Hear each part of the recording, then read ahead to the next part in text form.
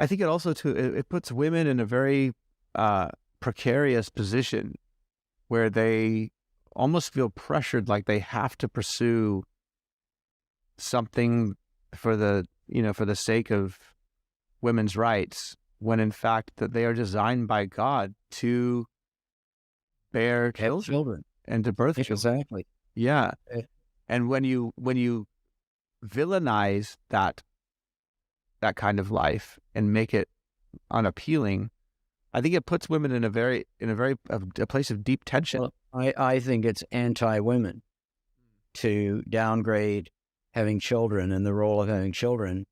I don't think that is pro-women. I think it's anti-women, because the very precious thing that women are gifted to do, they're denied, or they're told is not of value.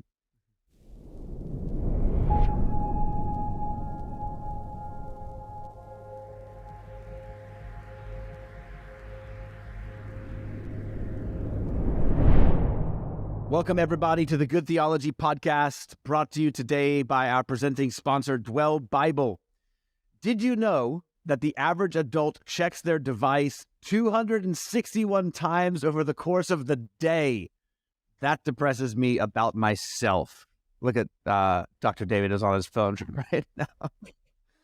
And so that's just a fact, which means that for better or worse, a lot of ministry happens now in the space between people's thumb and their fingers on their phone. And our presenting sponsor, Dwell Bible, has built a church platform that equips pastors to help your congregation stay anchored in God's Word with Dwell's popular audio Bible experiences. If you're a pastor wondering if Dwell is the right discipleship tool for you, lots of pastors are talking about doing discipleship better, then Dwell would like to gift you a free 1-year individual subscription to try it out for yourself. You can get Dwell for free, explore all of its benefits through us. All you have to do is text the word GOOD, G-O-O-D, to 39383, and then the team will get in touch with you. You can tell them where to send it. And you can also go to dwellbible.com/good, I believe. But text the word GOOD to 39383, and I know that you all will be blessed by that. David, how are you today? Good, thank you. Wonderful to be with you as always.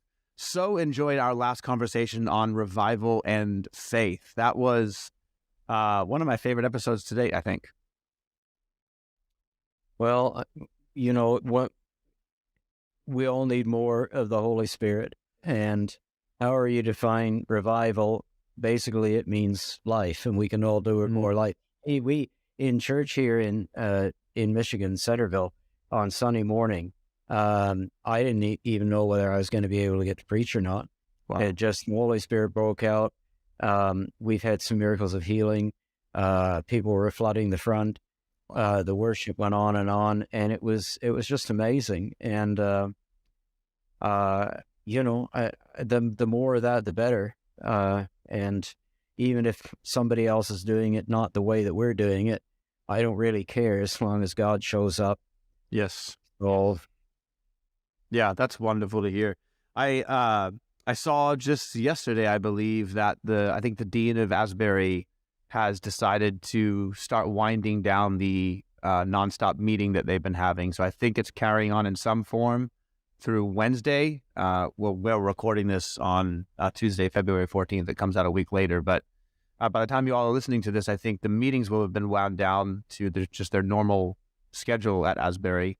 So I'm really curious what comes out of that. Is there going to be some spreading of what God is doing there around about to other places? I really hope so. I feel the same hunger in our church. Worship is just, it's sweeter. And it feels like it could just go on forever. So God willing, honestly, that there's a move of His Holy Spirit that's going to come upon our nation. I don't know whether we talked about this last week, but it's probably worth saying again that the last major move of God, which was the Jesus movement, took place at a time when society was really falling apart. Right. And all the tradition. That was the 60s, right? In the 1960s. It was a time of social absolute upheaval. it was really modernism. Now it's postmodernism, but there are a lot of similarities. And just to the point when you think everything's going to pot, which it was everything literally going to pot in the 1960s, God shows up. And I think at this time of, we would all recognize that between breakdown of culture, between all the sort of postmodern woke type stuff that's coming in, with COVID, with pandemic, with worldwide, calamities going on, that we live in a very, very unsettled time, and a time when it looks like everything is going downhill fast. But that's just the time that God shows up. That's what happened with Wesley in 18th century England. Things were a disaster. Spiritual life and churches were dead as a dodo. Alcoholism was rampant. Families were falling apart. And that's just when God shows up. And so, the last major move happened 60 odd years ago at a similar pivotal moment in history. And I think there's a movie coming out about that this week. Sorry? I think there's at the time of us recording, there's a movie coming out this week, I think called The Jesus Revolution. Is that the same time frame as the Jesus movie? Yeah. Well, you should know because it all happened in Southern California. Well, I think it features Chuck Smith of Calvary Chapel. And That's it. That's where it all kicked off. Well, I think there's a film coming out this week that supposedly is done pretty well. I haven't seen it. Haven't seen any kind of trailer for it or anything, so I can't necessarily speak myself. But I'll definitely check it out. For what it's worth, there was a similar movement at Asbury at that time. At least there was in 1971, I think, somewhere around there. So we'll just see. We'll just see what happens. But yeah, God can undo a whole heap of moral decay, and He does that at an individual basis, and He can do it at a much larger basis across societies as well. I was listening to an interesting conversation actually just recently. There's a new book that I want to read. It's not on iBooks yet, so I haven't downloaded it, but it's called The Genesis of Gender. The author's name is Abigail. I don't know how to pronounce her last name. It looks like Favale or Favale. But her story is that she grew up an evangelical Christian, got super wrapped up in postmodern feminism, bought into Judith Butler, all of the ideas that go along with gender being a social construct, it being nothing but performance, and through that was kind of maintaining her Christianity as a bit of a veneer. I don't think she would have realized that at the time, but came to that realization that her foundation for life was really her feminism. And then ultimately through all that, she ended up becoming a Catholic and has come back to her faith. And now she's written a book on the whole, she calls it the gender paradigm. She thinks that's a more accurate description than just gender ideology. But she's writing about all that and trying to be helpful for Christians who need to be able to engage with these things and pull people out of darkness. So it's really interesting. So she's just the most recent example I've heard of someone could be fully off the reservation, completely anti-Christ, unbiblical ideologies infecting the mind and the heart, and then God takes over, and now she's a devout Catholic. So she has some interesting things to say, I think, about what the role of contraception has played in this gender mess that we've found ourselves in, which are ideas I'm curious about and have actually thought a bit about myself as well. So, but maybe that's a conversation for another time. In connection to that, though, I want to talk to you today about abortion and the death penalty. One of the lines of logic that I hear from a progressive, a secularist, even a confused Christian at times is this sentiment that you can't be anti-abortion and pro-death penalty. That to be against abortion and in favor of some kind of capital punishment is itself illogical. And I find that claim to be illogical. I don't think that those two go against one another in the slightest. I think you're dealing with apples and oranges there. That's not to say that capital punishment should not be very, very carefully arrived at and thought through deeply. I don't think that it's something, that is the appropriate punishment for any old crime. I'm not saying that. I'm just saying that I don't think capital punishment and abortion are at odds with one another when it comes to being anti-abortion and in favor of capital punishment. Is this something at all that you've thought about? Well, I think that I've seen that argument. I think that from a biblical perspective, it's if you shed someone's blood, your blood will be shed. So the idea is it's not a retribution. It's actually a valuing of life. So life is so precious that if you take another person's life, then you forfeit your own. And that places the highest possible valuation on life.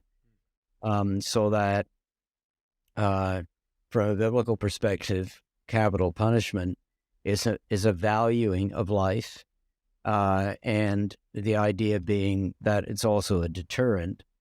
That if you withdraw the deterrent, you'll get a disregard for life, and innocent people will be killed. Whereas with abortion, it's simply, on our understanding, murder. It's capital punishment of the people who least deserve it. So I think I would turn the argument back and on its head against those people and say, look, you're proposing to execute capital punishment on the most innocent people on earth, and you're proposing to protect people from capital punishment who most deserve it. Where's the logic in that? That's how I would see it. And again, I agree with you. I mean, it's a court of last resort, capital punishment, and it requires a strong, fair, and impartial judicial system. Because if not, then you just get people taken out and shot for any old reason, in dictatorships and so on, where the value of life is very cheap. But the logic of it, the logic of a pro-capital punishment, anti-abortion position, that is a logical position. The reverse is an illogical position. So right. That's how I see it. To be pro-abortion and pro-abortion and anti-capital punishment is the most illogical, ridiculous position to hold. Mm-hmm. Mm-hmm. Is there a biblical precedent for capital punishment in the New Testament? I mean, you cited, obviously, God's law for Israel, eye for eye, tooth for tooth, which I've understood as God's measure of protection so that justice was maintained in the sense that punishment never exceeded the crime. Mm-hmm. And in the New Testament, I think the passage that a lot of people think of is Romans 13, where Paul talks about how the government bears the sword. It does seem to me there like Paul is saying, whether he's implicitly stating it or explicitly talking about it, it seems that his frame of thinking, capital punishment is a just punishment when it's arrived at justly. Well, yeah, that's clear, and I think it's Acts 26 where Paul is appearing before Festus and Agrippa and says, if I've done anything worthy of the death penalty, then I accept it. So he's saying he's happy to, not happy, but he's quite willing to yeah. to the, so to speak, to the death penalty if he's done anything deserving it. So that was Paul's opinion. And you're right that when you set the Old Testament against contemporary law codes in the ancient Near East. It's the eye for an eye is a protective measure. But you also have to realize that the book of Revelation is shot through with an eye for an eye.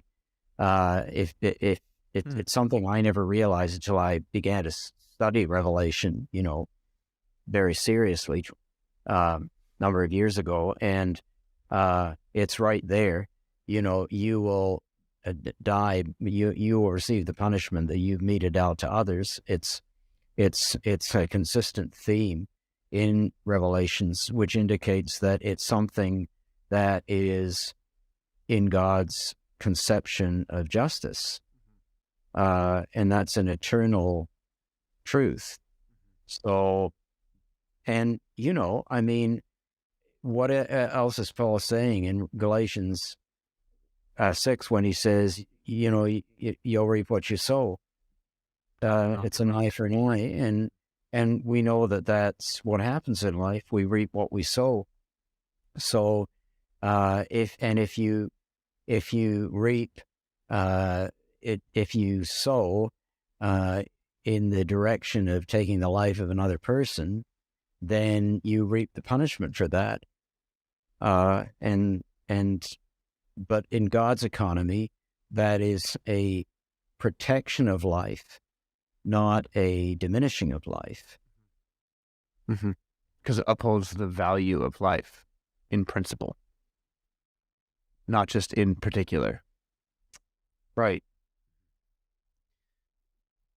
Does the New Testament give us any hinting or direction in terms of what kind of crime warrants capital punishment? Well, in the Old Testament, you've got a theocratic society. You've got a society where God is ruler and decrees and determines the extent and nature of the laws. And so in that, you get a kind of an ideal. In the New Testament, the people of God are not living in a theocratic society. They're living under all kinds of different rulerships, but none of which really are godly. And so Paul's defense of civil government in Romans 13 is that God has instituted civil government for the sake of maintaining order and protection in society, and so he endorses and upholds it, even though it may be fallen. Bad government is better than no government, because Satan is the author of chaos and confusion. So Paul understands that God has created the entire cosmos with an order, and the more you understand the latest discoveries in science, the more remarkable that order becomes. It's extraordinary, beyond extraordinary, and totally supernatural, as per the discussion a few weeks ago we had with Corey Stevenson. But God also has created human society, and even in its fallenness, it still bears the signs of God's order. And part of that order is defined in Romans 13 as being, the power of the sword, so that the possibility is there of capital punishment in a civil society. Yeah, he says in verse 4 of Romans 13, "For the one in authority is God's servant for your good. But if you do wrong, be afraid, for rulers do not bear the sword for no reason. They are God's servants, agents of wrath, to bring punishment on the wrongdoer." To me, it doesn't get any more cut and dry than that. They don't bear the sword for no reason. They're God's servants, agents of wrath. What specifically does Paul mean by agent of wrath? So I take that to mean that they're administering the wrath of God, so that in some way, even through fallen human government, God is administering justice. Is that? Yeah, because even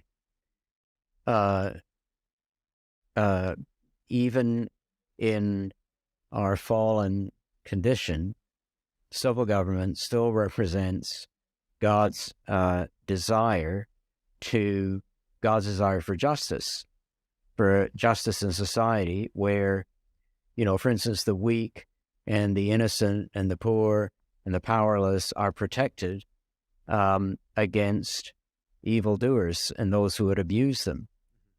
And so... what keeps that thought from running away, though, into the realm of, well, therefore everything government does is sovereignly decreed and right? Well, because we understand that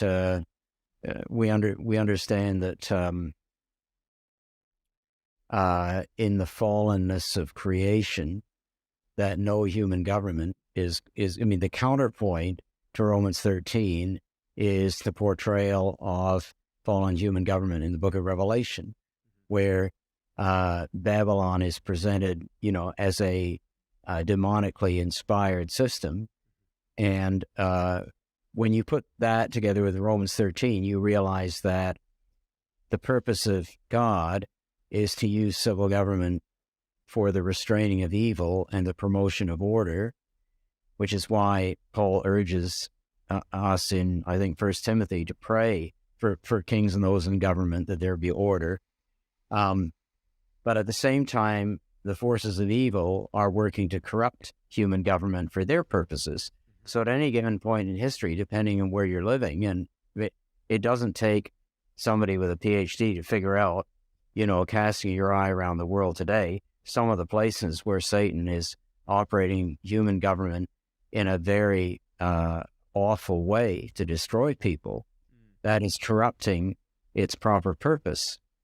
But there are other places where God is using human government in a positive way, even though not in a perfect way. Maybe a helpful way to think about it is Paul, he says here, rulers hold no terror for those who do right, but for those who do wrong.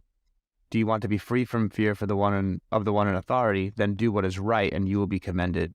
So, what I hear the Spirit saying through that text is, if we are punished for doing wrong, then we are safe to affirm that God is administering justice. If we are punished for doing right, then we are safe to affirm that our government structures have been demonically inspired. So I think for the discerning person, for the Christian, they have to go, for what reason is punishment coming? And if it's punishment in response to doing what's right, standing for justice, standing for a just society, then I think at that measure you have to go, well, our highest allegiance is to the God who instituted the government in the first place, not the government itself. And therefore to continue to stand for what's right. I mean, this is where martyrdom comes from. That's why you have martyrs, is because they refuse to bow the knee to Caesar. They're not doing what their government commanded them to do in order to keep their allegiance to the one who instituted government in the first place. So maybe that's the way for Christians to think about it in terms of... Yeah, and it's the same as Paul says to slaves in relation to masters, which today we could say employers and employees. He's saying, don't suffer for doing wrong, be a good employee, and if you're treated badly, then know that God will deal with your employer. The employer will not escape the justice of God, but it's better to suffer for doing right, if that's God's will, than for doing wrong. So you should be a good employee, not a bad one. And at the very least, you've established a Christian witness in the midst of your workplace. Even if you suffer for doing evil, in the end, God will vindicate you. And you apply the same thing to other authority structures such as government. Right. Yep. Yeah. So to me, it seems like there is a very strong biblical case for capital punishment.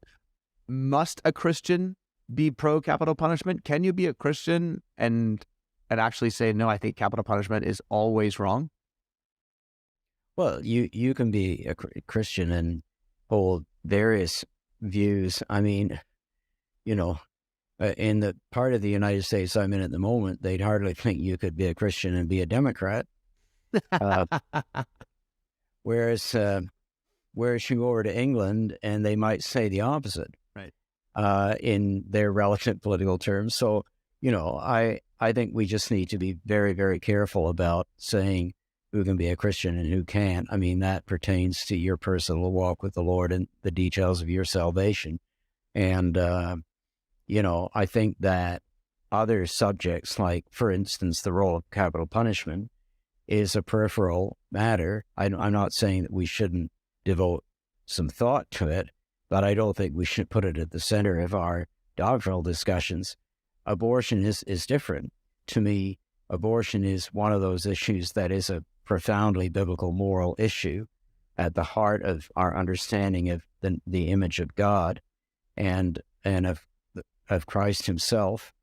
And I find I do find it in my head, I find it very hard to imagine how people could be advocates of abortion. I'm not talking about situations, peculiar, extraordinary situations where an abortion, I'm just talking about people who are out there saying, abortion is a great thing. I don't know how you can have the Holy Spirit within you, which is being a Christian, and take that position. I'm not saying God hasn't got a way of, doing that with people, but I can't figure it out.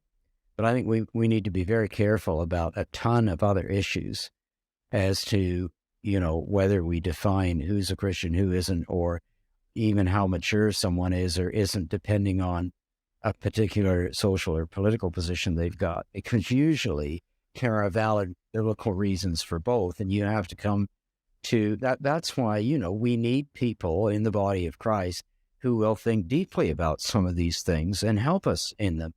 And we need to avoid kind of knee-jerk reactions. I can't think of any valid biblical reasons for why you would be against capital punishment. I can think of misunderstandings of Jesus's sayings when he says things like, turn the other cheek, or do good to those who are evil towards you, those ethics in the Sermon on the Mount. But I think to extrapolate that out to something like being anti-capital punishment, I think is a misappropriation of what Jesus is saying there. I can think of other reasons why you might be anti-capital punishment that aren't necessarily grounded in biblical testimony. For example, how do we know that the evidence is indeed pointing us in the right answer, towards the right answer when it comes to a crime? I get that, and there have been countless stories of people who have been wrongly executed because either the people involved in the process were unjust, or maybe there was even mistakes that were made throughout the process. So I can get that, absolutely, without a doubt. I'm not one of those people who thinks that we should just willy-nilly use this as a means of seeking justice. But I also wouldn't go so far as to say that we can never be sure. Sometimes there is, without question, if it's a mass shooting or something like that, like there's no question that people have done certain crimes that warrant a just response in capital punishment, and there's no biblical reason for being against that. So when I ask, can you be against capital punishment as a Christian, what I mean is, is there a real biblical case that you could make against it? Well, I agree with you. I think if you think it through, I don't see a problem as a Christian with capital punishment in principle, provided that there is a robust judicial system which guarantees a fair trial. And some of the instances, I think, for instance, in the U.S. in past years, there have been, racial motivations where Black people have been wrongly convicted of things. We know that's a fact of history. including put to death for crimes they didn't commit. That's because the judicial system was not operating in the way it should have been operating at all. The decks were stacked. And that sort of thing, is you just can't have that. You need to build a robust, fair judicial system. But you'll never have a perfect one. But to me, capital punishment, is a deterrent. And Right. There's something about it that will stop similar incidents happening. Won't stop all similar incidents happening. But I think that if people who committed some of these heinous crimes were put to death in fairly expeditious manner, we would see less such things going on in the future. That's my opinion. But I realize, having said that our the social breakdown that's going on, lack of fathers, family breakdown, all this is producing people who are mentally ill and unbalanced, and that gets into a whole other sphere. Well, it's interesting, right? Because if you were to really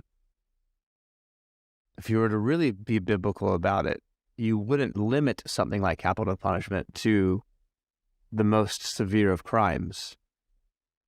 I mean, even it's taking a life is what it is.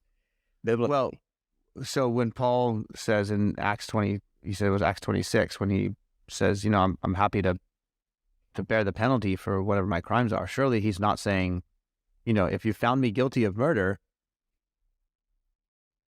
then I'll pay the penalty. He's referencing far lesser crimes than that. Well, it's hard to say. He's making a rhetorical statement. He's making a rhetorical statement that I'm prepared to accept due punishment, but I won't lie down and accept punishment for something that I haven't done.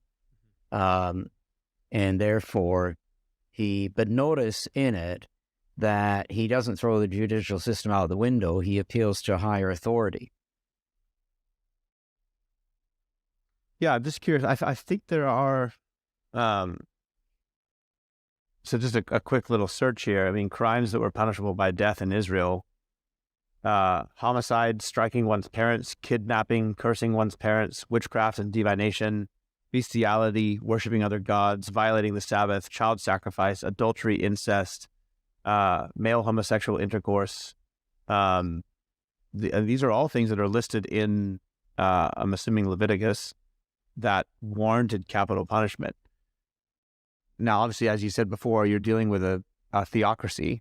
And so the New Testament ethic is not, hey, let's bring over everything that was commanded of Israel into our modern day government. And I'm certainly not suggesting that. Please, nobody take me out of context here.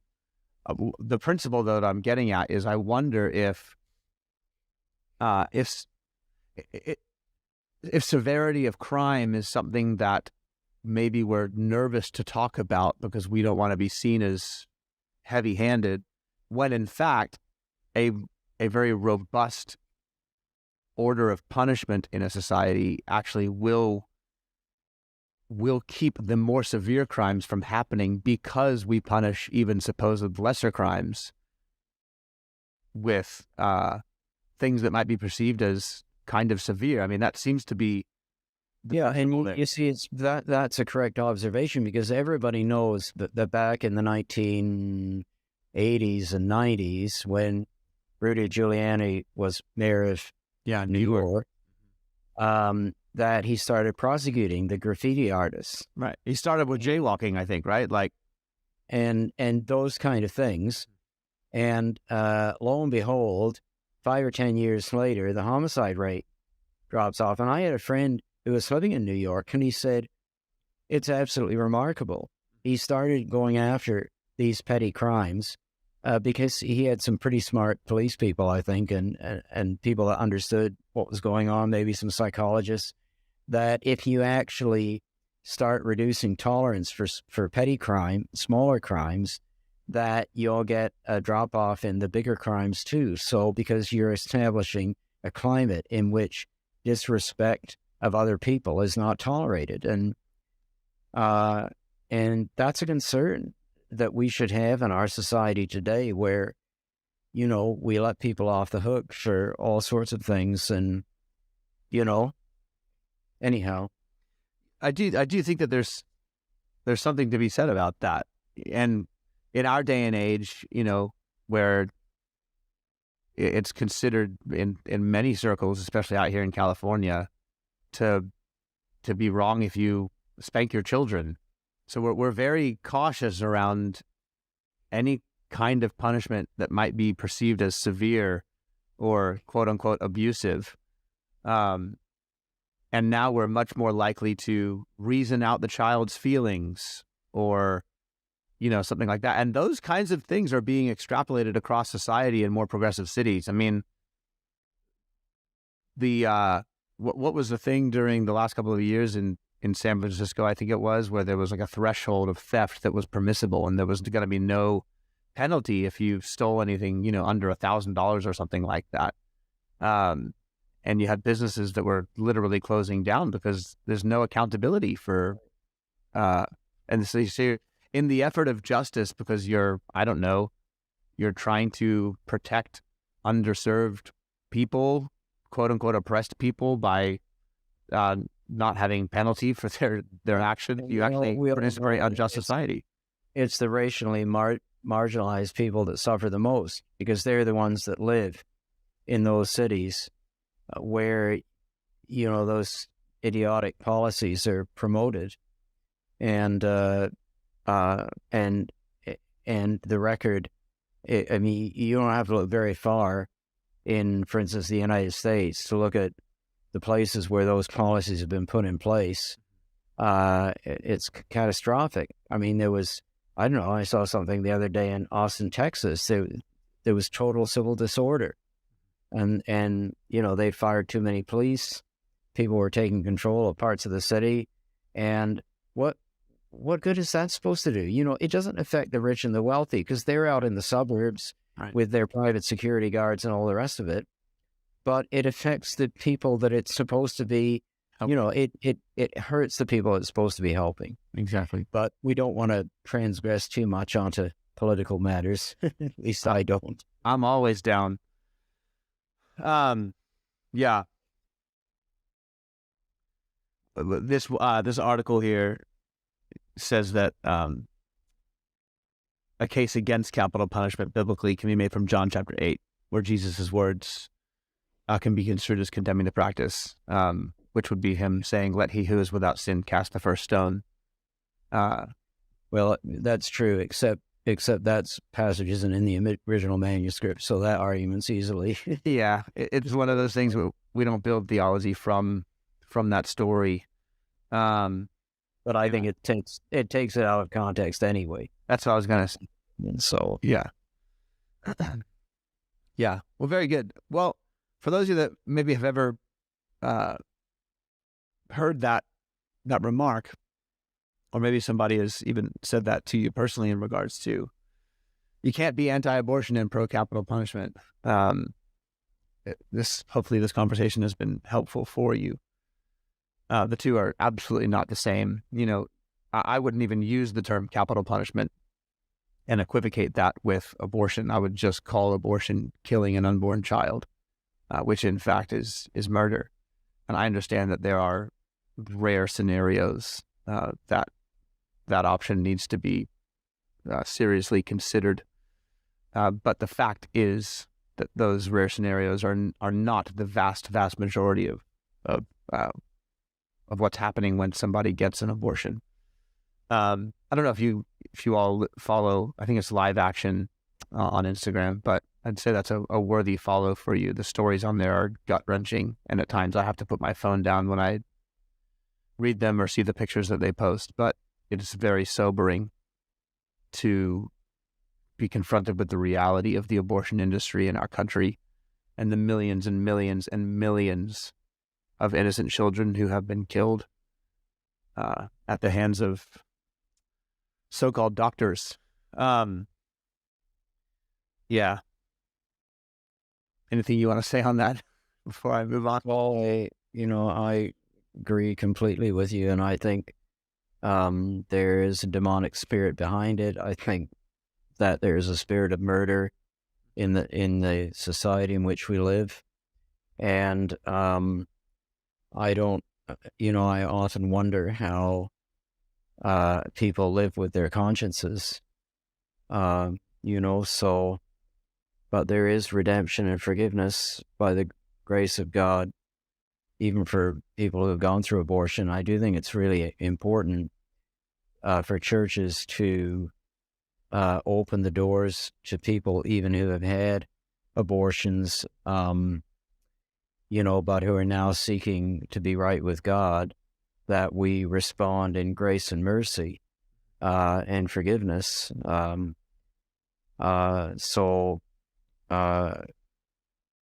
But yeah, I I mean, wholeheartedly agree with you. It's not an unforgivable sin. It's something that we can be redeemed from without question. But those things are that kind of redemption is most likely to happen when the church is honest about what she believes and why she believes it. And if we're going to say that every human is made in the image of God, then we must be then willing to go all the way and say that every human has the right to be born, and that we don't get to decide. And this is what makes it so different from capital punishment. It is the ending of an innocent human life. And when I say innocent, some obviously people will try to catch you on your words and say, well, if the original sin is true, then nobody is actually innocent. But what I mean is that it's a life that is not guilty of having performed any crime, which is so different from, and is defenseless, is utterly defenseless. yeah. And it will only get worse, because when this kind of thing gets accepted, then euthanasia obviously goes along with it. And then we start euthanizing all sorts of people, including elderly relatives, because we want their estate. We don't have to wait for it. And, or depressed people, because we don't want tax dollars being spent on trying to treat chronically depressed people. So just kill them off. And it's a horrible thing. We're right back in Nazi Germany, and that's where Planned Parenthood got its inspiration. Yeah, and so a lot of times the logic today is, why would you want to bring children into this world anyway? Because our culture is so nihilistic and so hopeless about the future, and a lot of that connects into things related to conversations on climate change and how pessimistic we are about our future. Well, if you don't want to have children, then I suppose don't have children. I think you're shooting yourself in the foot. But then don't have children, but don't just kill your children, because you can say, well, we're going to have an abortion. We don't want to bring our child into this horrible world. Well, if it's that horrible, why don't you just go out and shoot yourself? Oh, no, because they're too busy having a good time to shoot themselves. That's a load of hokum. To be honest, I have no time for that kind of argumentation at all. And we don't want to wade into the climate change thing, or else we'll go from one contention to another. But, it's clear that there's a lot of fear. When people use fear as a weapon to try to change people's viewpoint on something, that's a very dangerous road to go down. You move away from a factual presentation into a fear-based thing. And I think with climate change, we're really reaping the results of that with young people, and children are almost as terrified of climate change as I was when I, was growing up, of nuclear war. But you can't compare those two things. They're two different things.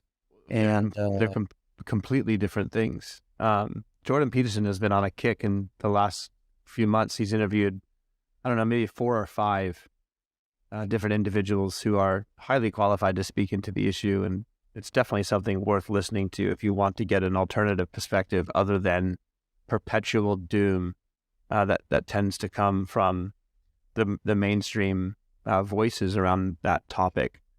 And to me, as a Christian, I don't see any reason why we would say that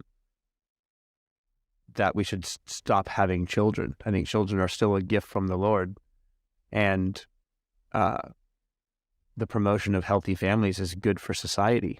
And when we're killing our children, it is only a matter of time before we kill our culture and we kill our society. I think a lot of it also comes down to as well, and then maybe this kind of comes full circle back to where we began with the Jesus movement in the 60s and 70s, of the things that were happening culturally at the time, particularly as it relates to feminism and our more egalitarian view of men and women. Because if women are going to have the same kind of experience as a man in the world in terms of what they get to do and what their opportunities are, then it's not a very far leap at all to now view something like bearing a child as an undue burden that is preventative or even oppressive and keeps them from being able to do the things that they want to do. Now, in saying that, I believe that women should have all kinds of opportunity in terms of work and all that kind of stuff. But it also should be said that when you jump onto the out and out egalitarian bandwagon, then it is only a matter of time before children are seen as a hassle, not a blessing. It's a culture of death. Go to, Japan or Eastern Germany or some of the Eastern European countries, Russia, etc., where there's very few children left anymore, and you've got just communities of elderly people. Those are places of death. Those are not places of life. And I think, if we had guided tours of some of those places, we come away horrified and might change our mind on some of these things.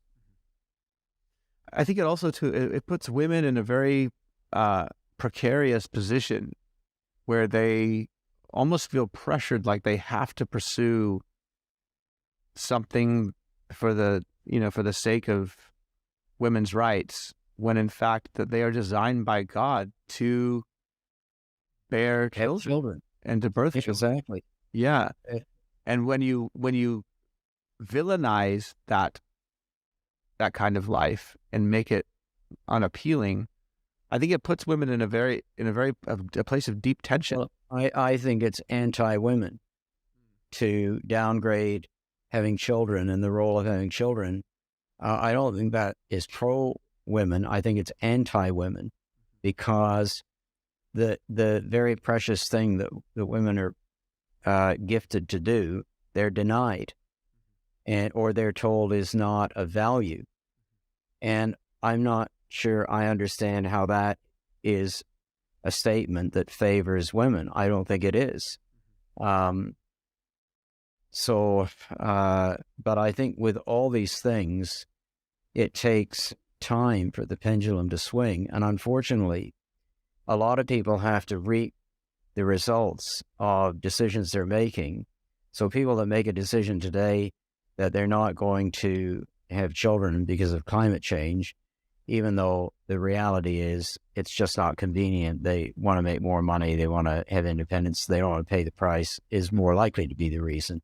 But nevertheless, by the time they realize that was a very foolish decision, it's too late. And they're growing old without anyone to look after them. I mean, I'm so thankful that we have children and we have grandchildren, and it's not that that we put an expectation on them to look after us, but if I died and Elaine was left, she'd have children and grandchildren there for her. She wouldn't just be left alone in the world. Yeah. And so, my daughter, my second youngest daughter, Julia, works and has done a fair bit of work in nursing homes. And one of the saddest things is elderly people are abandoned there. They're our relatives, but they just dump them in the nursing home, and that's the end of it. And no one ever comes to see them. And so she's sitting there with elderly people who just want to sit and hold her hand for half an hour, and I think it's awful. And yet I say at the end of the day, is this really what's liberating to people, creating a world like this? Is this really what is going to help people in the long run, or even make them happy or content? I don't think so. But, by the time people realize it, it's too late. Yeah. Well, I just think that we've been sold this lie that if you're going to have kids, then that puts some stop on a fulfilling life. It's like kids become the enemy of fulfillment. And it even, I think, and I'm not sure what your thoughts are about this, but it's almost like it's seen as mutually exclusive with doing anything else. Like you can't have kids and have a meaningful life with passions and jobs and those kinds of things. It's not my view that to be a mom means that you're just at home cleaning and cooking all day. I think that life is much more complex than that. What I see in Adam and Eve's partnership is more than that. But it certainly seems like that's the picture that's being painted. It's like, well, if you have kids, that's kind of the end of any kind of advancement in life. And honestly, even if your life was raising your children, then that's not a bad thing. That's a beautiful thing. And I don't think it's a bad thing at all. If my wife were speaking, she would say it was the highest honor and greatest and most fulfilling thing that she could ever have done, was to raise our children, and far more meaningful than if she just had no children and gone out to work. What do you get for that? You go to work, you earn more money and so on, but how can you stack that against the influence and impact you have on human lives and society through raising children? I think it's just, our materialistic, godless society has got its values completely messed up. Yep. Well, thanks everybody for listening, and we appreciate your time as always. Hey, if you haven't already, do us a huge solid and head over to our YouTube channel and subscribe to us there at Good Theology. Does us a huge favor. Even if you're not a YouTube person, it's very helpful for us. And then just one quick reminder before you go, check out Dwell Bible, download it in the App Store, wonderful app. And if you are a church leader, then you can text GOOD to 39383 and they can hook you up with a free account. And you can check it out for yourself and see if that's a good discipleship tool for your church. God bless you guys. Thanks for listening, and we'll see you next week.